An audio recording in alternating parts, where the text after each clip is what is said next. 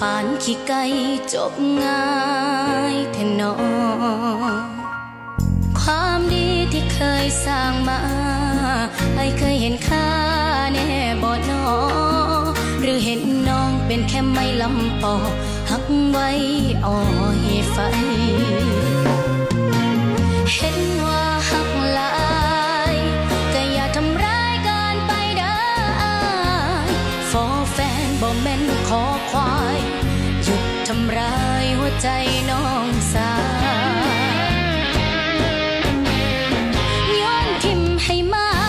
สะได้จ้าใจน้องดวงนี้น้องมันเป็นคนบ่ดีบ่ดีที่หักอ้ายหลายไปกับเขาซะอ้ายหักเขาสิล้มสิตา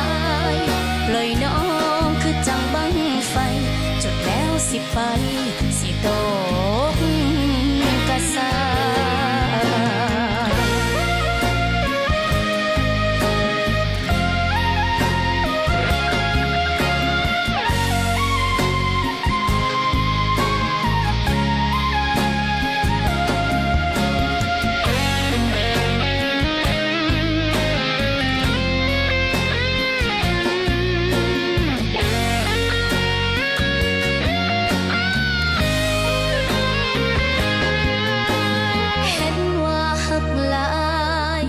ก็อย่าทำร้ายกันไปได้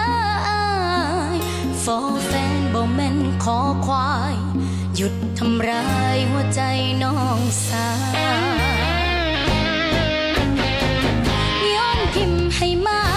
สะได้จ้าใจน้องดวงนี้น้องมันเป็นคนบ่ดีบ่ดีที่หักอ้า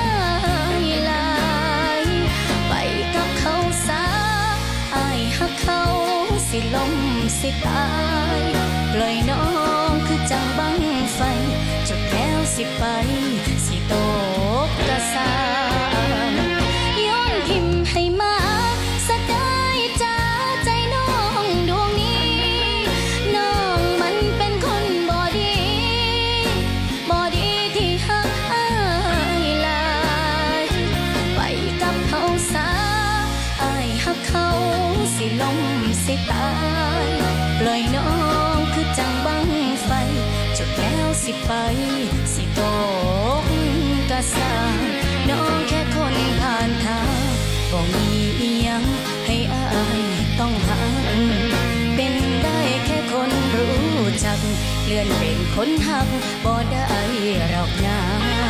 ปล่อยน้องคือจังบังไฟจุดแล้วสิไป